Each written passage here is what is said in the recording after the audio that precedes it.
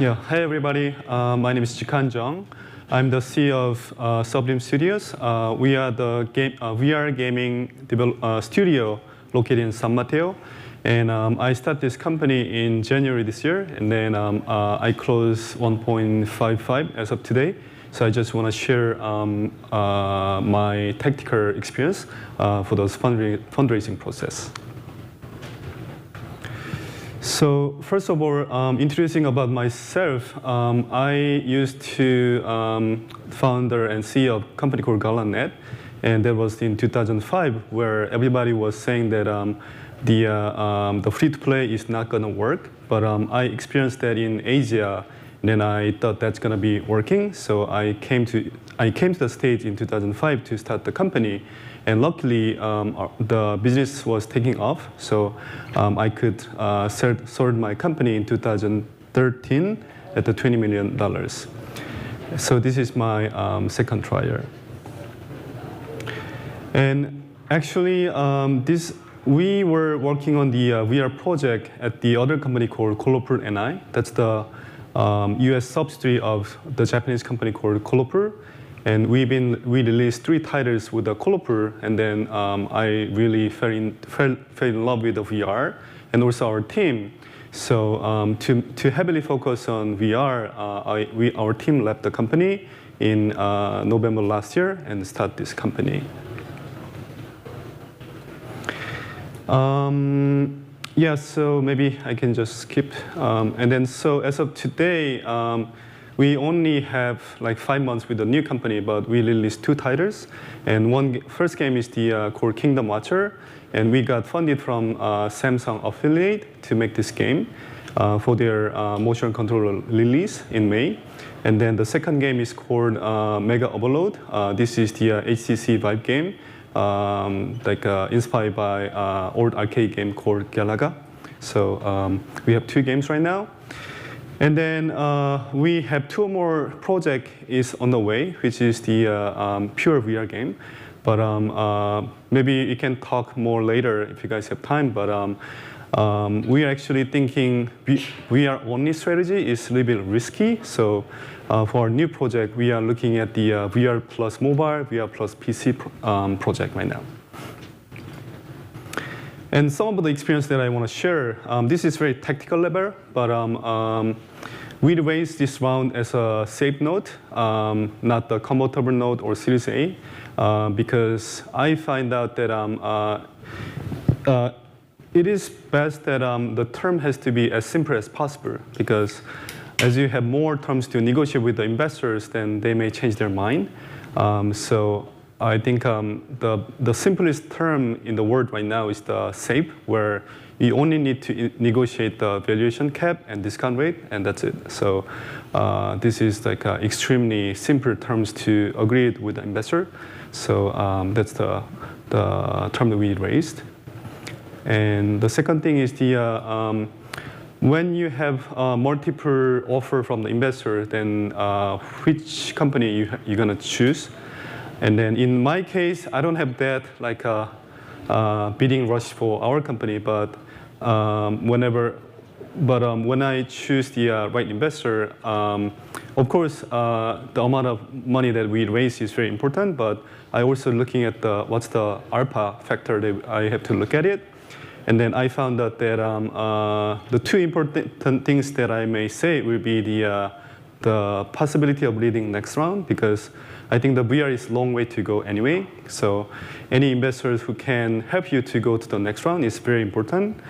And eventually, if the investor has a good track record of exit, then maybe you might be able to get the help from them to eventually exit your company. So those 2 things are something that I was looking when we discussed with investors. And then because of my international background, I was doing the fundraising from global investors. Because I'm from Korea, I was in Japan, I'm living in the States.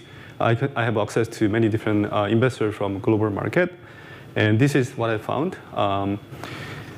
US Silicon Valley investors are little hesitating to invest in gaming because they are very smart people. they are usually graduate of Stanford, MIT, or this good school. So they want to think as a logical way to find whether this makes sense or not. But gaming is something you don't know whether it's going to be hit or not. So I find out they are a little hesitant on investing in gaming, while the investor in Los Angeles are more willing to invest in entertainment like gaming. So yeah, I feel like that's one of the things that I found out. And then this is purely personal experience, but in case of Korea, I feel like when you interact with the investors, they are not really giving you the for sure answer whether they are interested or not. So it's very hard to know they are interested or not. And then, yeah, it's kind of hard for me to work with the Korean investors.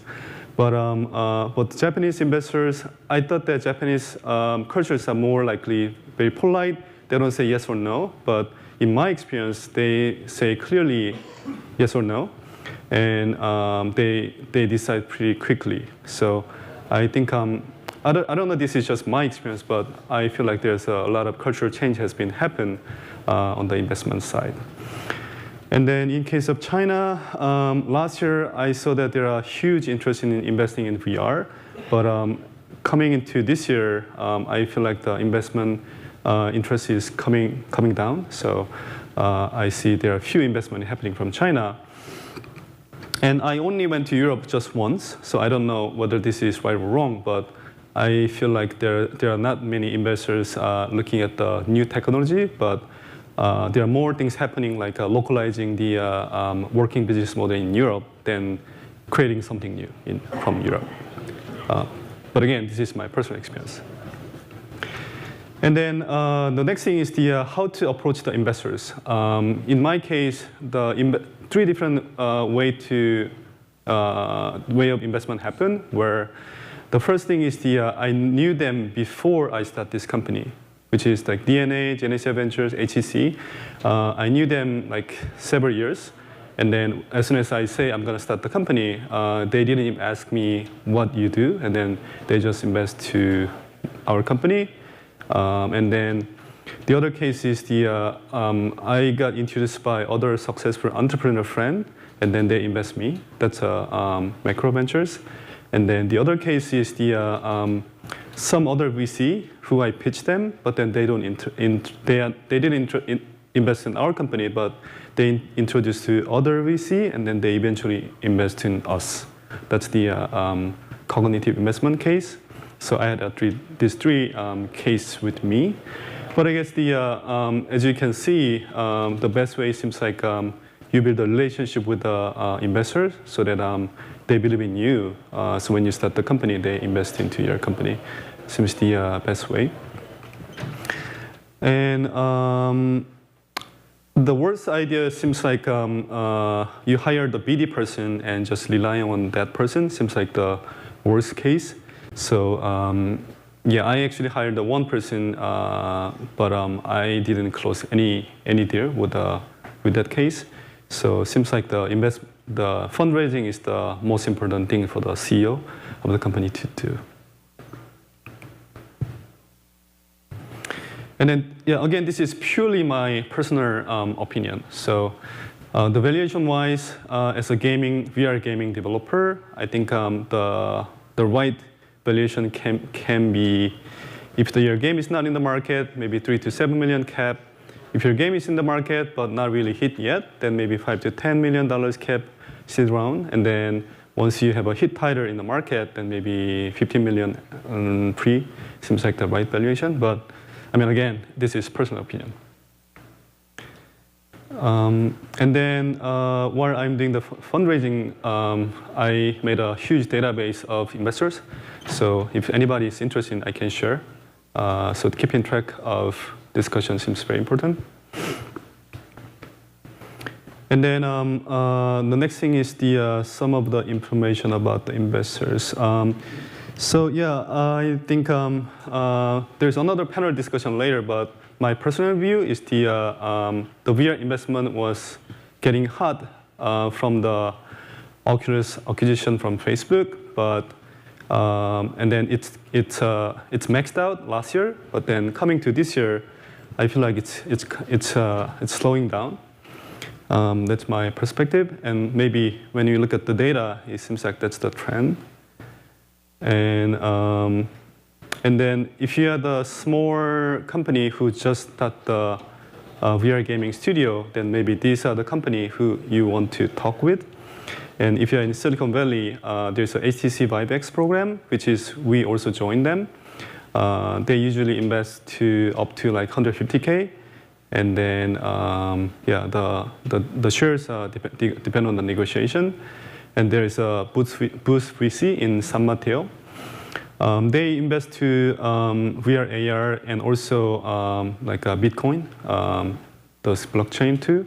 But they are one of the big one too. And then Frontier Technology, where it was used to be Rotenberg, was one of the big one. But then I heard that they are not really doing the new one anymore. So those are the things in Silicon Valley. And if you're in Asia, those are the other places that you can get the investment as an accelerator program. And then when you have some size to get the investment from the VR specific fund, then these are the companies who you want to talk to. And then the Colorful VR fund was the one of the biggest one. And then, but it seems like they are slowing down these days. And then the VR fund, which is the Marco Di Pattet company, is I think very active, and they have a pretty good portfolio too. So they might be the good place to talk together. And there's a Presence Capital, and then GVR, the Greece venture capital, is also doing pretty good. So those are the companies that you want to talk with. And then if you look at the Asian countries, then there are some difference. I think Korean investors are not much doing the global investment. So if you look at their investment who invest to VR, it's mostly Korean companies, but not much of USA or other countries. But if you look at the Japanese companies, they are investing heavily globally. So Colorful, Gumi, Gree, DNA, they invest in globally heavily. So if you go to the Asia, I feel like the Japan is the best place to tap in right now. And China used to be one of the biggest countries that invest in VR, but I feel like these days slowing down, maybe because the VR performance is not good. Plus, I heard that there's some government regulations that is hard to invest in other countries. So that's what I find out. That's it. Thank you very much. Great. Well, we've got time for a quick question if anyone does have one. There you go. We've got one there. So yeah, I mean, speak loud. Sure. Could you talk a little bit? I saw on one of your slides about downloads, and I was wondering if you could talk a little bit about downloads in terms of worth of the company and the worth that investors might see based on those hits and downloads that you have. You mean like how many active users or how many you have in VR and what that means for what your company is worth? I see. I feel like there isn't any investors really. So I mean, traditionally, the way you evaluate your company is two ways. One is the discount cash flow, where how much you can generate in the future. And the other way to go is the market approach, where compared to other company in the market, how much is your company's value. And when I look at the investment these days, especially early stage investment, I don't feel like they are investing you because of your cash flow will be like this, but more so there are other company who is like who is working on this kind of things, so that your company's value is like this.